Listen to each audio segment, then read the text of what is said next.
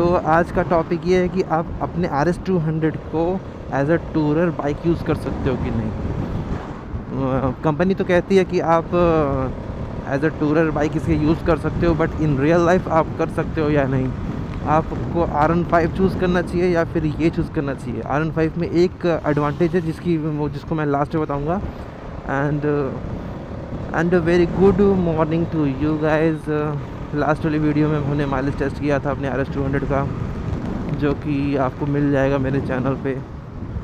And आज मैं इसी बारे में बात करने वाला हूँ कि आप अपने RS 200 से long rides and long tour कर सकते हो या नहीं। सो लॉन्ग टूर करने के लिए आपकी बाइक में कुछ स्पेशलिटी होनी चाहिए। मैं पॉइंट्स वाइज बता देता हूँ, दो तीन पॉइंट बताऊँगा, ज़्यादा नहीं। फर्स्ट ऑफ ऑल, आपकी बाइक का पोस्चर कैसा है। लॉन्ग टूर के लिए पोस्चर सबसे ज़्यादा इंपॉर्टेंट होता है, क्योंकि आप कंफर्टेबल होने चाहिए पूरे लॉन्ग राइड्स पे। एंड RS 200 का पोस्चर बहुत ज़्यादा अपवर्ड तो नहीं है और बहुत ज़्यादा डाउनवर्ड भी नहीं है। बैलेंस में मान के चलूँगा, आपको मज़ा भी आएगा इसमें एंड आप लॉन्ग राइड्स भी कर सकते हो। And the second thing is mileage. Mileage के बारे में बोल सकता हूँ कि थोड़ी R15 से कम देती है, बट जो R15 से ये कंफर्ट जो प्रोवाइड करती है R15 के कंपैरिजन में, वो बहुत अच्छा होता है। सो मैं कंसिडर यही करूँगा कि आप R15 की जगह ये ले लें, RS 200, because comfort is very important for long tours. आप इस बाइक से 200, 300, 400, 500 किलोमीटर ट्रैवल कर जाओगे, आपको पता नहीं चलेगा। बट R15 से आप 100 किलोमीटर या 80 किलोमीटर ट्रैवल करोगे, आपकी हालत ख़राब हो जाएगी, आपकी बैक पेन होने लगेगा, आपके हैंड रिस्ट में पेन होने लगेगा। सो RS के यही तो फ़ायदे हैं। एंड पावर, लॉन्ग टूर पे मैं पावर को इतना ज़्यादा कंसिडर नहीं कर रहा हूँ। अगर आपके पास 200 सीसी की बाइक है तो it is enough for long rides. वो लद्दाख की कंडीशंस को थोड़ा बहुत तो प्रॉब्लम आ सकती है, आपको पावर हल्का सा कम फील होगा, but you can do it, आप कर सकते हो। एंड R15 में थोड़ी सी पावर और कम मिलती है, बट उसका टॉप एंड ज़्यादा है, तो लॉन्ग राइड्स पे टॉप एंड का उतना ज़्यादा नीड नहीं होता। आपको 100 प्लस 100 मतलब 100 और 110 पे ही क्रूज़ करना होता है। सो उसके लिए ये बाइक परफेक्ट है। और आप 110 भी क्रूज़ नहीं कर पाओगे अगर आप लॉन्ग राइड पे जा रहे हो। आप हमेशा 90 और 80 के बीच में ही रहोगे, क्योंकि अपना माइंडसेट ऐसा ही होता है कि अगर हम लॉन्ग टूर पे जा रहे हैं तो अच्छे से आराम से माइंड को स्टेबल करके जाएं। और अगर आपको रश ड्राइविंग करनी है तो 120 भी आपके लिए कम होगा, 130 भी आपके लिए कम होगा। बट आप हमेशा के लिए 130 या 120 पे तो नहीं रह सकते ना। और माइलेज के बारे में तो बता ही दिया, इसका माइलेज थोड़ा सा कम मिलेगा R15 के कंपैरिजन में।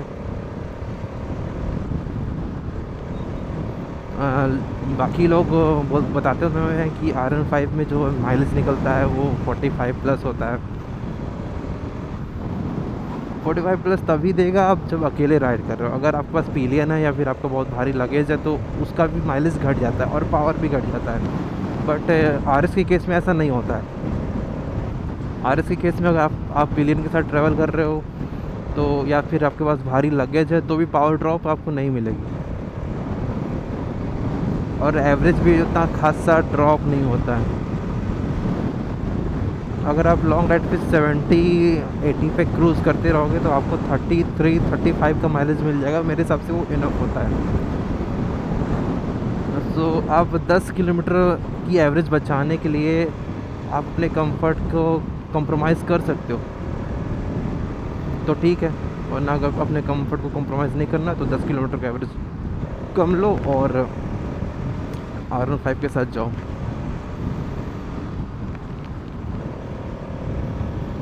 और RS 200 से बहुत कम ही लोग टूर करते हैं, क्योंकि ये बहुत अंडररेटेड है।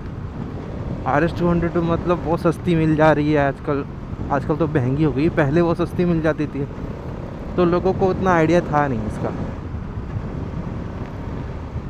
कि इससे भी टूर किया जा सकता है। कंपनी तो बोल के देती है कि ये एडवेंचर टूरर है। एंड एक मिनट में ही क्रॉस कर लूँ।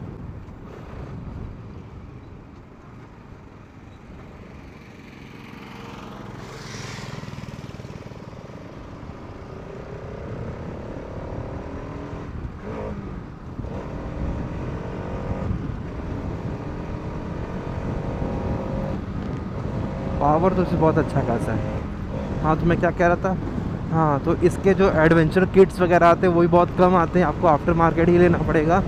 कंपनी बोलती है लेकिन कंपनी कुछ प्रोवाइड करती नहीं है। जो अगर आप बिलिंग के साथ ट्रैवल कर रहे हैं तो इसका बैकरेस्ट भी आपको आफ्टर मार्केट ही लेना पड़ेगा। एंड जो टूरिंग किट होती है, लाइक आपको अपना उसको क्या बोलते हैं, बैग जो पीछे रखते हैं लगेज वाला, उसका स्टैंड भी आपको लेना पड़ेगा। वो सब लगने के बाद ये परफेक्ट लॉन्ग टूर बाइक बन जाती है।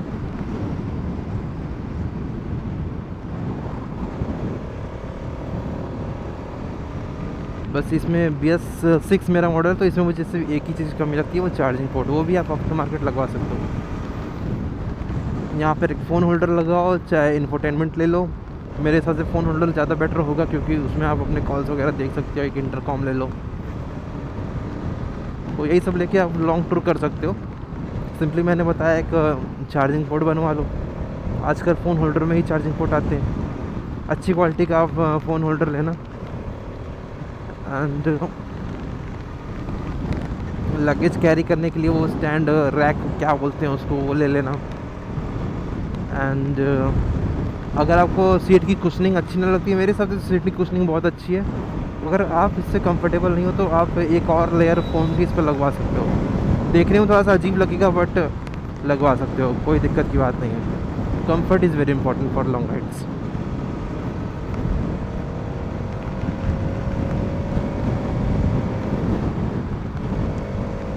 सो यही था आज का छोटा सा वीडियो।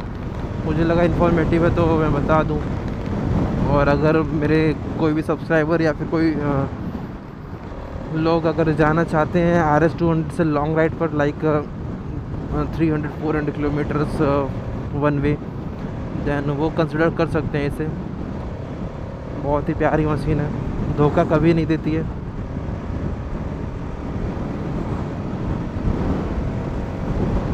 सो यही था आज का वीडियो, छोटा सा।